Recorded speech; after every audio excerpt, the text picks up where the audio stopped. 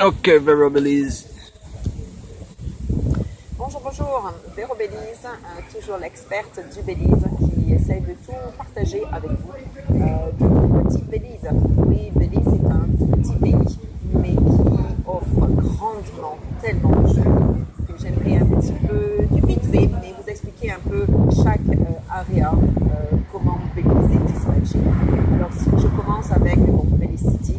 Belize City, c'est magnifique. On ressent bien la part de l'histoire avec c'était une pays anglais à la base. Et vous allez voir beaucoup de vieilles maisons victoriennes, c'est absolument magnifique. Belize est aussi sur la mer, on a derrière, et c'est fun, on a plein de choses à faire. Et puis surtout, on arrive là par l'aéroport, ou même si on arrive de Cancun, on arrive ici à Belize City. Et moi, j'aime bien commencer par là et puis on dispatche tout autour. Alors après, par contre, de Belize City, on peut aller donc plus vers l'ouest et on va passer par Belmopan. Belmopan est notre capitale, qui grandit bien aussi et qui est absolument magnifique.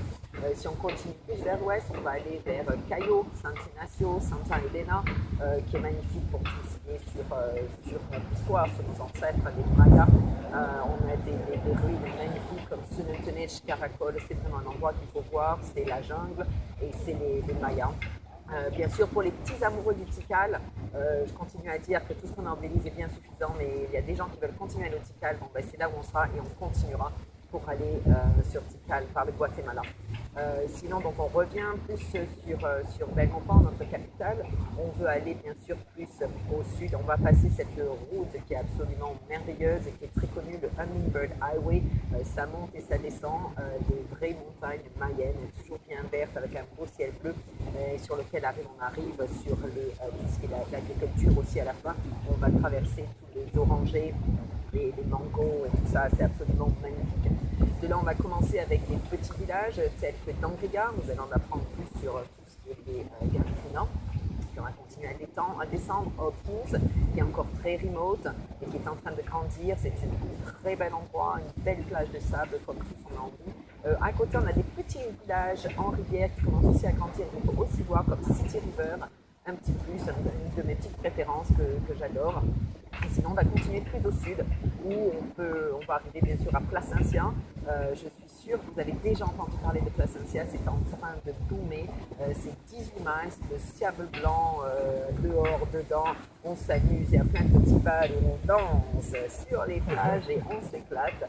Et sinon, on continue plus bas avec Punta Gorda, qui est un superbe mélange des ancêtres mayas, de la jungle et de la mer. C'est un petit endroit secret, Punta Gorda, c'est un petit top. Bien sûr, si on remonte plus vers le nord, il faut aussi quand même ne pas oublier, on peut monter à travers Orange Walk et Corozal. Orange Walk, une spécialité de sucre, avec un grandissement sur l'agriculture avec les papayes. Sinon, on continue plus au nord vers Corozal. Corozal, c'est juste à côté du Mexique, c'est quand on a besoin d'un petit remous qui ressemble un peu à une plus grande ville, faire du shopping, aller voir du cinéma en 3D. On n'est pas loin, on est à Corozal, on passe, on va chez Tomad au Mexique. D'ailleurs, vous, tous les Français, souvent, si vous arrivez par Cancun, vous arrivez aussi par le Corozal. C'est un petit endroit à voir. Pour acheter les terrains, c'est aussi moins cher et beaucoup de gens commencent d'ailleurs, le Canadien français, vivent là-bas, au Corozal.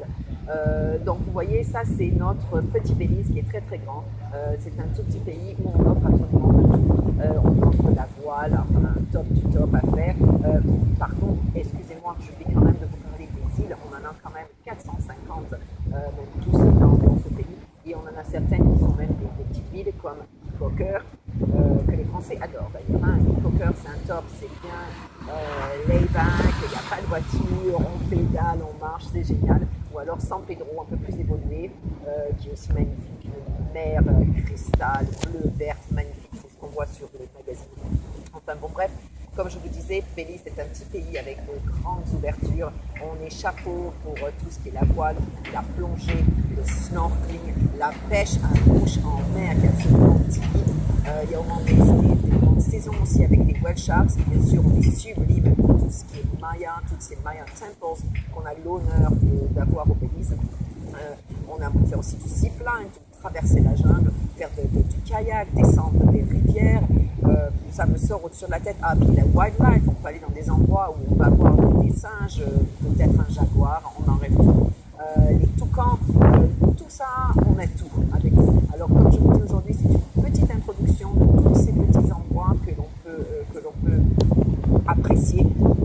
Vous l'apprécierez, faites-moi confiance. De toute façon, je répète, je suis l'experte de Lise, je suis votre shrink du voyage. Au lieu de calculer, de ne pas savoir où aller, vous m'appelez, je vous téléphone, on discute et je vous trouve exactement ce que vous voulez pour ce que vous voulez faire aujourd'hui. Néanmoins, on fera un autre petit film où j'irai plus en détail de chaque area. De toute façon, merci, on continue d'apprendre sur Belize que l'on aime. Alors, Belize it!